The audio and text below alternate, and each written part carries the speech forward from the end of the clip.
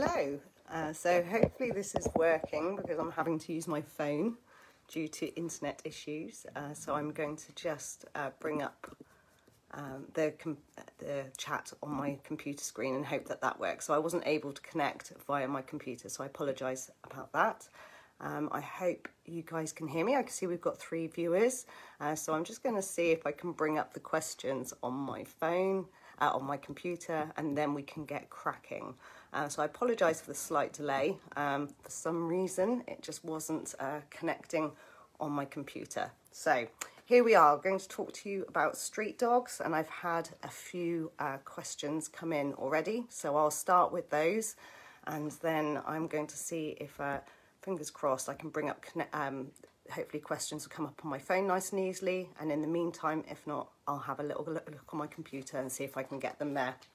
So some of the first questions that came in, and I've kind of chosen them in order of relevance. So, or sort of forms a nice order of how these questions can kind of roll in line, and hopefully makes each answer will make sense towards the next question. So Gina's question, which came in third, was about equipment and how a lot of street dogs sometimes arrive in the UK without any equipment on, and that they can develop issues with equipment, such as harnesses, and that they may have to use, or they may come with just a slip lead. And obviously we often see stories of dogs escaping their collars on walks as well. So I think if anyone hasn't yet got their street dog, the sensible thing to do is to speak to the rescue about equipment and to see whether the rescue can ensure the dog is being transported in a harness. Now, I know often transporters are a little concerned about dogs wearing equipment in the crates in case they chew through them, but that is a discussion to have with the rescue. I think when it comes to them touching on UK soil and doing a handover from the van to your car, it's sensible to do it as quickly and safely as possible, and getting them into a harness in this context may just not be particularly safe. So in this instance, as much as I'm not a fan of slip leads, it may be that they are the safest thing. And I know when I picked up my last rescue Tui which I think is Folkestone, and he came on a slip lead, and I got him into the car nice and quickly. And then when he was in the car and the doors were shut, I then put him in a harness. So I felt that he was nice and safe that way. When you eventually get your rescue dog home, there is equipment that you can use to keep them safe from slipping collars.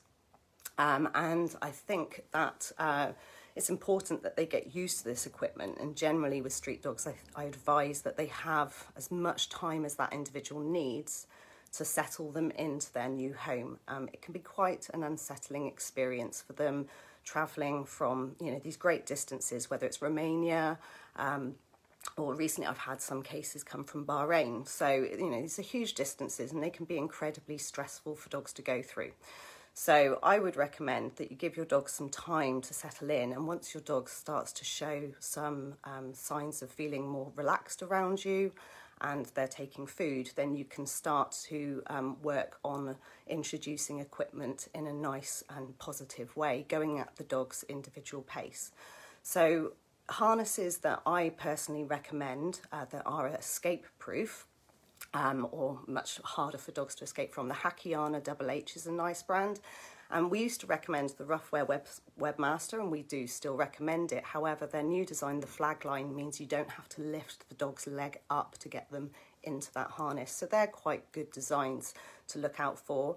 It is important that your dog is comfortable wearing equipment, and I think we need to ask ourselves the question, well, if they are at risk of escaping from their equipment on walks, are they ready for those walks? So this is where we need to set them up to feel comfortable in the surrounding environment. So it may be getting them used to wearing equipment in the garden first, and in the home first, and then moving out into the garden before taking them out on walks. So you can get an idea of how your dog's going to behave once they're out on walks, and whether they are at risk of potentially wanting to escape, to bolt and run and potentially escape equipment.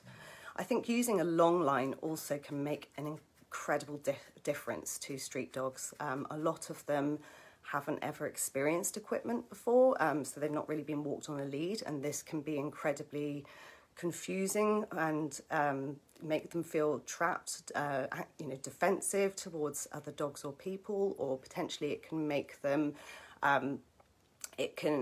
feel very anxious because they're not used to being restrained. They're used to being able to move around and do as they please, whether that's out on the street or in the shelter they came from. So using a long line can help them use the environment to cope as they are starting to navigate the walking environment. And generally I wouldn't recommend an extender lead because you're holding it with this part of your hand, which is, unless you're a climber like me, it might not be the strongest part of your hand. And using a long line, you can use two hands, and that's going to help keep your street dog safe as well. So when it comes to street dogs or any dog that is generally very uncomfortable with equipment and you feel that you can't get that equipment on without them becoming quite anxious, I would recommend that you work through a desensitization and counter-conditioning protocol. You may need the support of a qualified trainer to do that because it can be quite tough to work through it. So I would recommend that you can potentially look at some videos online. There's a great Facebook page called Cooperative Care that might help you understand how desensitization works. And you could potentially look at cooperative care protocols such as the bucket game by Chirag Patel and see whether you can adapt that to having equipment on. If your street dog really enjoys their walks, but it's just the equipment getting on, then what I would recommend is you have two harnesses. One is for getting it on and going on the walk, and you would put that on in a context away from the desensitization and counter-conditioning training environment. So as an example, you've got one harness that you're desensitizing your dog to in a different part of the home, and when it comes to walks, you're looking at a harness that you can get on as quickly and stress-free as possible, so that then your dog can get out on their walks, which they enjoy. It's important, though, for me to say, if your dog doesn't enjoy having their harness on because they really don't enjoy their walks, we need to look at potentially getting some professional help in to see what we can do to improve that. One of the questions, so that answered Gina's question, and also one from Caroline Cummings, because her dog is having issues with their harness. So I hope that's helpful, Caroline. It's Judy's question regarding the harness. Caroline's question was that she has two street dogs and she's struggling to walk them. And they're very different personalities and they are quite reactive, and she's been trying to work with it for 5 years. My sort of general first aid advice would be walking the dogs separately, and I appreciate that can be very tiring because I've got a young dog with me now and my 3 adult dogs, and I do a lot of walks to accommodate for all of their needs, but it's very difficult to train 2 dogs at once, especially if they have quite different personalities. And street dogs, or any dog, any group of dogs, can influence the behaviour of each other when out and about. So you may find if one dog is more reactive to certain stimuli than the other, that they could potentially derail the behaviour of the other individual, or that they might actually just potentially fuel each other on because they've got that safety in numbers. And that's something that I've certainly observed in any group of dogs, but especially street dogs, is that they're used to acting as a social unit, and they are, they're going to potentially act as a group to try and maintain their safety and control their environment, and and get access to things that they value, or to increase distance from things that they find aversive. So I hope that's helpful, Caroline, in answering your question. You're more than welcome to ask. So I'm just going to scroll through and pick out some questions. Excuse the finger on the screen because I'm working from my phone due to internet issues, so I apologise for that. So let's have a little check through these questions. Okay. So Shell is saying that she's fostering a girl from Romania. She's been with Shell since before Christmas, and she's very shut down, and only this last few weeks she started to go for walks. So well done for taking it slowly. Steady process, but it's all going at her pace, and she's now doing amazing. That's really good. And yes, unfortunately, I've seen some cases come from abroad where the dog's just really not coping outside, and in some instances they're also not coping inside. And this is something we need to think about with street dogs, is their prior sort of socialisation that's happened. What is the, what's the world they've come from? What have they been exposed to? If they've generally been intensely socialised with other dogs in an outdoor environment, then moving into a home with four walls and all of the sort of control and perimeters that come with that, as well as all of the sounds of household appliances, human activity, all of these things can be quite overwhelming for them. And yes, sadly some street dogs can be very shut down, also from the stress that they experience from the process of being transported over and then finding themselves in this unusual environment. In some instances, some street dogs, because they can be more socialised with other dogs than people, they may have developed a relationship with the people in the shelter they came from. It can be a massive shock to them, very potentially traumatic, to lose that bond with the people they've been with in the shelter, and that they've now got to somehow develop that a new relationship with the people in their home as well. And this can be a lot of information for them to process. So I'm just going to start scrolling through again. Let's have a little look. So there's lots of you watching, my goodness. Okay, so keep the questions coming, and if not, I can always talk to you about my experience as well. So Nikki has asked, could you talk about addressing reactivity when you have just one dog? Of course. We have a street dog who is reactive to some people, but we haven't yet been able to find her particular triggers. Yeah, it's quite common, as I just described, with their prior social experiences of people can be potentially negative if they have been on the street, and people might not be very sort of welcoming of having street dogs near their homes, shops or businesses. So they can be on the receiving end of some quite hostile behaviour. And sometimes it's just that they've actually not been socialised to that sort of those people, or the way that people are behaving. So if we think about what people might look like out on walks, they might have walking sticks or carrier bags, they might be in a wheelchair, they might be wearing certain types of clothing, and these are things that the dogs just may not have had experience with.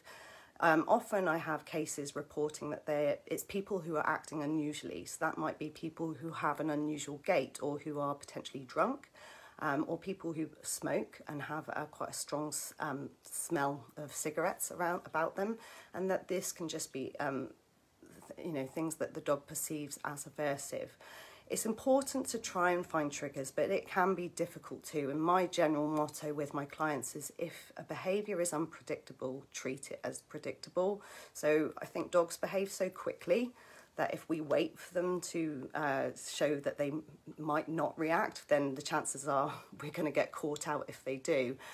So really, I would say just treat the behaviour as predictable. Work at distances where your dog is comfortable around people. That's putting them in environments where distance is possible.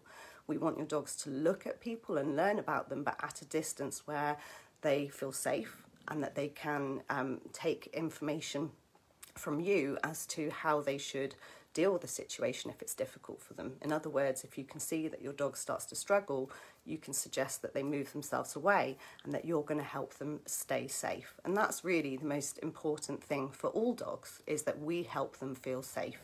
And when dogs feel unsafe, they're going to take matters into their own hands if we accidentally put them in these situations that they can't cope with.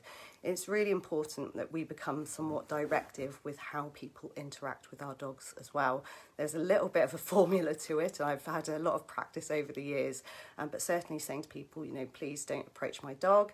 What would be really helpful is if you wouldn't mind just standing there, and I can see how my dog feels about that. So generally people react quite well if you make out they're helping, and people then sort of be like, oh, God, I've got a job to do, this is quite good, especially if they love dogs as well.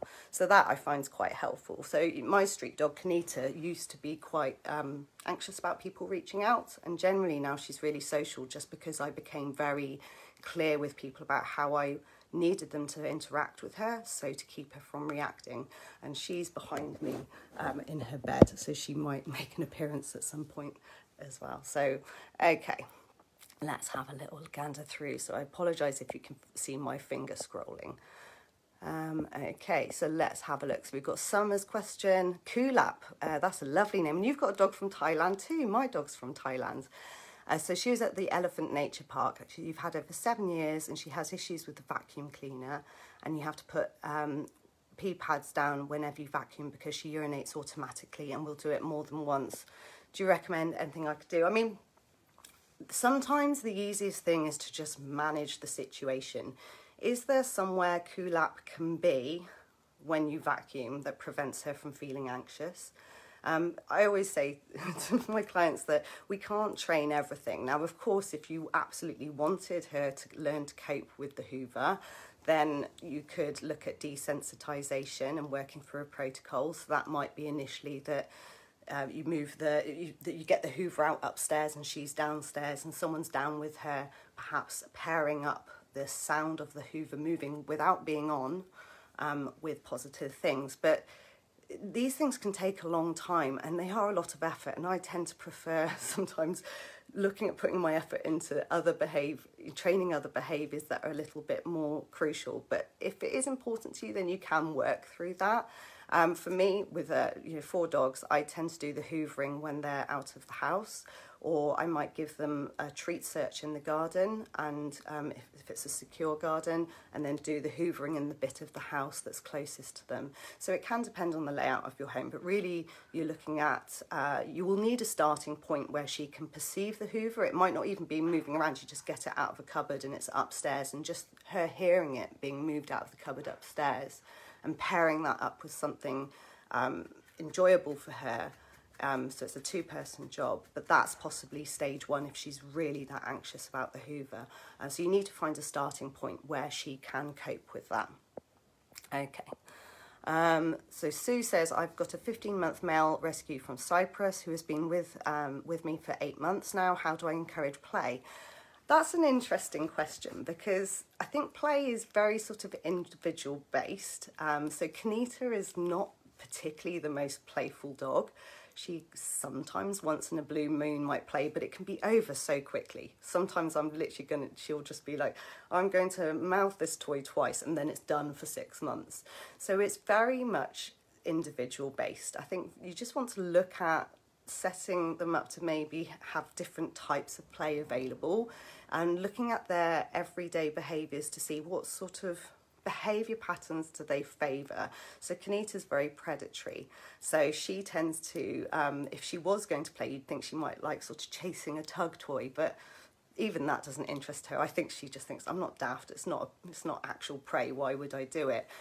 Play that she really likes is, I watch how she plays with dogs. And how she plays with dogs, she does lots of stretching, she does sort of lots of butt swinging, and yes, as silly as it sounds, I do those things with her and she quite likes it. She's a leg grabber and I've been known to grab her back leg from time to time, just not very often, but once in a while when I can see she's in the mood. That's how I do it. That's how I play with her, because that's her play style.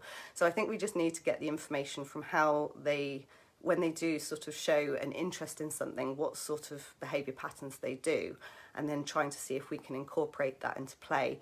Not trying too hard with play and looking for them being ready to play as well. So looking at them sort of like they might have a bit of energy, that they look really relaxed. And if you notice any sort of aversion where they're like, oh, I'm not sure about this, then just backing off and trying not to push it too much.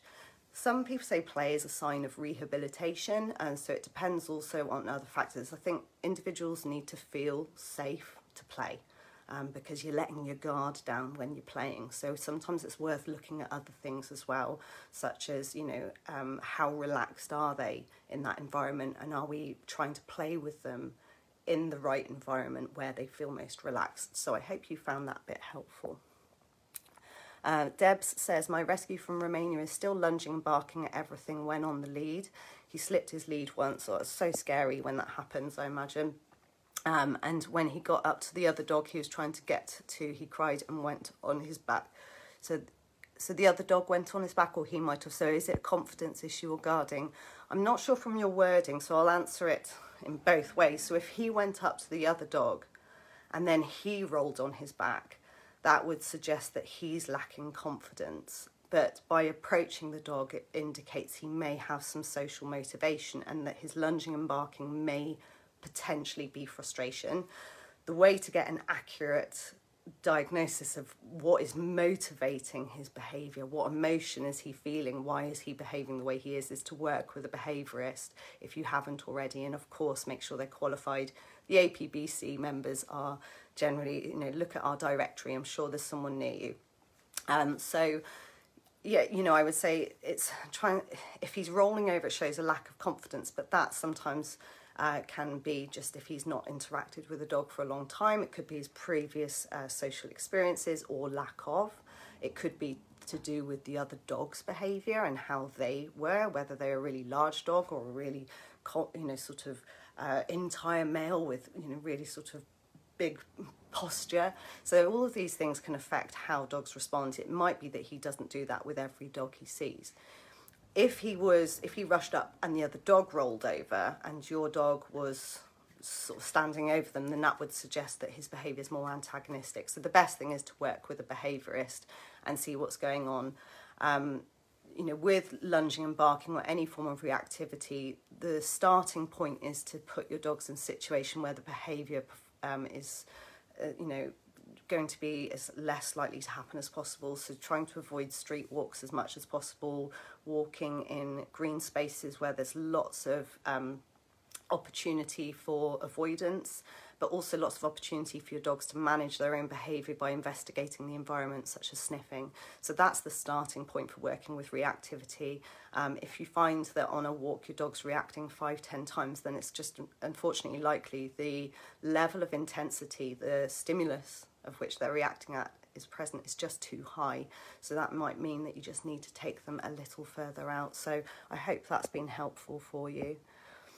Okay, scrolling through. So please can you say the make of the harness again? Of course, Rachel. So there's a few. The Hakiana Double H. Terrible sales pitch. We sell it on my shop at the Mutti Professor.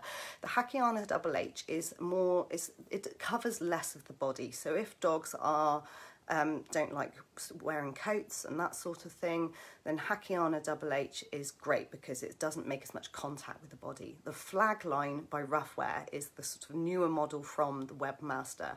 That has a handle on the back, so that can be quite useful if dogs are reacting and we feel that we need to hold on just to keep them safe, and hopefully as based on what I've just mentioned, that you might look at how we can try and reduce the chances of being reactive in the first place. But yeah, they're generally the best escape-proof harnesses. They fit nicely, they're comfortable, but sometimes we need to look at how much coverage there is because some dogs don't like having lots of contact on their body as well.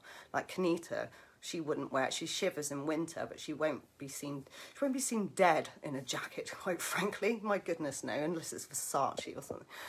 So Zara Jackson, so is leash reactivity very common in street dogs, and is that to do with not being able to get used to equipment early on? And my Cypriot dog is very reactive on lead. I interpret it as frustration, and he always goes for a greet. He's differently reactive. He's more aggressive if the dog is an intact male. So we're using distance and disengage setups. Well done. So it sounds like you're making some good progress and some good training decisions. There are so many reasons why dogs might be reactive. I think when it comes to street dogs, I do see a lot of frustration, reactivity, because they're just not used to being unable to approach as they have historically. They've generally been used to approaching dogs when they want and avoiding dogs when they want. So then you also might get defensive behaviour. So you can get conflicted emotions where a dog feels frustrated, but equally they might feel a bit anxious or fearful as the dog gets closer because they can't avoid the situation, especially if it is a dog they might perceive as a little bit intimidating, such as an entire male who's wafting his testosterone everywhere with big upright posture. So yes, they can sometimes react a little bit more strongly to dogs that are, looking sort of more confident.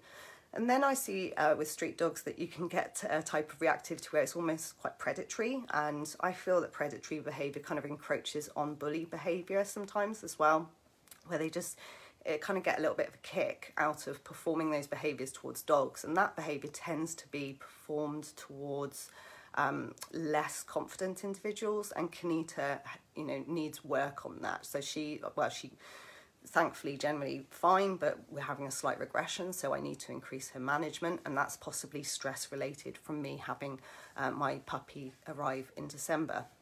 So yes, sometimes you can get that as a form of reactivity too. I do think equipment makes all of the difference, but we of course need to make sure our dogs are safe. So, you know, it's all very well saying use a long line, but if the dog is 45 kilos and someone's got arthritis in their hands, then that might not be the safest option. So I think always employing the help of someone who can support you through these things and make decisions based on what's safe, but what's helpful for you and your dog as well. So we need to keep you and others safe, but also try and help you progress a little bit. So let's see. Hi, Sarah Openshaw. Good to see you. So or good to see your name on the screen. So do you think street dogs that are reactive ever overcome their issues? Yeah, I think especially if they're frustrated, then if we look at how to work with frustration, and, you know, look at making sure they are getting their social fix through interacting with dogs, but in a way that doesn't let them rehearse the behaviour, I think they can have quite a good prognosis. It's important to look at it from many different angles, because often dogs that are frustrated are also quite easily over-aroused. So it's also important to look at that. I think when it comes to sort of nervous, sort of behaviour that then starts to become defensive as, you know, a dog persists in approaching, or a person persists in approaching, training can be very successful when we start to look at how we respond to that situation and whether we're helping set the scene for success by using the right equipment, walking in the right environment. And all it comes down to, you know, with dogs that are nervous and fearful, is making them feel safe and trying not to rush them to feel safe. And then just gradually, if every day they start to feel safer and safer, then they might start to feel a little bit more curious about things and want to move on. But every dog's an individual, and it's difficult to say what the prognosis is for dogs until we sort of run an assessment and start to see how they respond to training protocols put in place as well. Okay, so I'm glad you found the answer helpful, Nikki. Thank you very much for your feedback. So Laura has said, I've got a 4-year-old dog from Cyprus who did fantastically to start with out on walks. We then had an incident where a group of teenagers, let fireworks off in the park, and we were that you were in, and since then has been terrified of walks. Decompression period, well done. Now he's ready to get back out. How do we go about reintroducing him to the world outside the garden? I think really, you know, if you do get such a sort of extreme response to, you know, I mean, that sounds like a very, very traumatic incident for them. Sometimes it's worth, of course, it sounds like a broken record, get the help of a professional. My first, you know, sort of generic advice would be get them in the car and take them to a very quiet location and gauge how they respond to that. If historically they've coped with new places and they've enjoyed new places, then removing them from where the incident happened and starting them almost on a totally clean slate, and after a decompression period, is very sensible, so well done.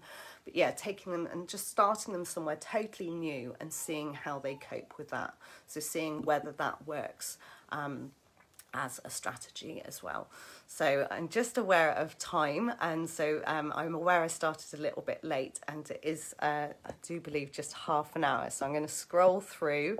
I just want to check it is half an hour. So Rosie, please feel free to comment, because I don't want to cut it short, but equally I don't want to bore people for too long.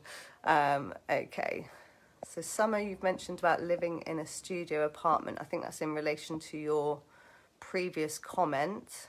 And it may be that I do find when it comes to apartments, one thing I will say, and it's not just actually exclusive to street dogs, that it can be really tough for dogs that are sensitive to people, traffic, noise, or just learning to be in a bit more of a contained area to navigate an apartment block. And that's something I've seen from all dogs, including puppies. Often in apartment areas, you know, such as a complex where you have people walking up halls or walkways to their door with quite sort of intent, and so, you know, it's quite a head-on approach, and that can be quite difficult for dogs. So you need to try and find a strategy where you can sort of plan a little route where you're able to escape, teaching your dog a turn and go, so that if someone does appear and you think your dog's going to struggle with that, then obviously, you know, teaching them to respond to you and move in the opposite direction if someone appears. So apologies if that's a bit unrelated to your initial question, but it's quite something always worth thinking about is, you know, if dogs do have to navigate a lot to get to their walk or to go to the loo, and then these things can become quite stressful for dogs as well. Okay, so Emma's got 2 dogs from Romania. Blue, a 1-year-old, is scared of everything and people he doesn't know. He barks at any noise he hears from outside. And Bear is 6 months and more relaxed, but will bark and growl at some people who come in the house. I think when dogs are, it's really important that we get dogs really relaxed inside the home, and that can feel quite challenging. Do look at sound masking, which is where you can use sort of various different sounds, such as I prefer brown noise or the sound of heavy rain or a babbling brook. Layering that with something else. Of course, we need to check that that sound in itself isn't aversive to the individual, but looking at that to try and create a wall of sounds and to help them switch off. If they do struggle to switch off, I would personally speak to your vet and see if they can refer you to a clinical behaviourist, because it may be for some dogs, if we can't find a point of safety to start from, if we can't help them feel safe in the home, they're not going to feel safe outside of the home. And one thing that may help is medication, but it's important to work with your vet and a clinical behaviourist to see if that's what your dog's going to benefit from as well. When it comes to visitors, obviously it's a difficult time with lockdown with your other dog, Bear. Bear and Baloo, sweet names. So I think, you know, with that, you're looking at if Bear charges at the door, greeting people with a lot of sort of defensive, potentially territorial behaviour to try and make sure that that doesn't happen. Looking at stairgate systems and giving Bear something to do when the doorbell goes to displace onto, such as a Kong or licky mat. And that goes for any dog, but territorial behaviour is, well, I see it in lots of dogs, but I do feel that street dogs, and my experience of them is that they can take territorial behaviour, some of them to the next level. So it's really important that we don't let them practice that behaviour upon people entering the house, because when people enter the house, it's a bit bottleneck if most of us have narrow hallways or porches, and that can then lead to a bit of a head-on confrontation, which can escalate a dog's behaviour. So it's really important to have barriers in place and to help Bear choose an alternative behaviour as well. I'm just going to see if Rosie's let me know what time I'm finishing. She might have just switched off and gone and had her dinner. Let me have a little look. I'm sure it said 7:30. And I'm just going to scroll through. I would happily talk about, yes, half an hour, so we could type some answers to questions that I don't have time to answer. But thanks, Rosie, for answering. I'm going to answer one more, just because I could talk about street dogs all day. I'm going to go over 4 minutes. Okay, so I'm going to scroll through and see. I'm going to see if there's some questions that haven't sort of been on a similar topic to what I've discussed already. You know, just generically, what I will say is I do feel that some street dogs are different. I've worked with a lot of them, and some of them are not like your average domestic dog, and it's important we have realistic expectations of our street dogs. And sometimes I do have to be I'm always kind to my clients, but sometimes a little bit frank and be like, we should have got a golden retriever if we wanted the perfect family dog. Not that all golden retrievers are perfect by any means. And it's tough because, rescue is at my heart. I've had 5 rescue dogs to date, and street dogs are different. Not only do they go through a lot to get here, their socialisation history is different, their ancestry is different. They are bred from dogs. Dogs have mated that have potentially learned to avoid people in order to survive, or who've potentially learned to resource guard any food they find from other dogs in order to survive. So they might have behaviour traits that we find quite difficult. And of course we see these behaviour traits in domestic dogs as well. I just feel that many street dogs, they just have quite a primitive brain. You can just see this slight wild edge. Kanita's nickname is Feral Cole, or Feral Fawcett as well. She's got a few. She's called Feral Cole because every now and then she does switch a little bit feral, and she can be a little bit wild. And you know, she's just incredibly switched on. I can just see her brain thinks about safety and her self-preservation to a higher level than my other dogs and my general experience of other dogs. And I think that's something we just need to bear in mind about street dogs, is their genetics, is the environment they've come from, is their learning history, and what they've gone through to get to us. And all of these things can shape their behaviour. So I hope you guys have found that interesting. I'm going to sign off there with that little sign off. I think that's appropriate, and then I can look through your questions and try and answer them. So thank you for being patient at the start, and I hope you've enjoyed it, and have a lovely evening, and I hope to hear from some of you soon. Take care. Bye.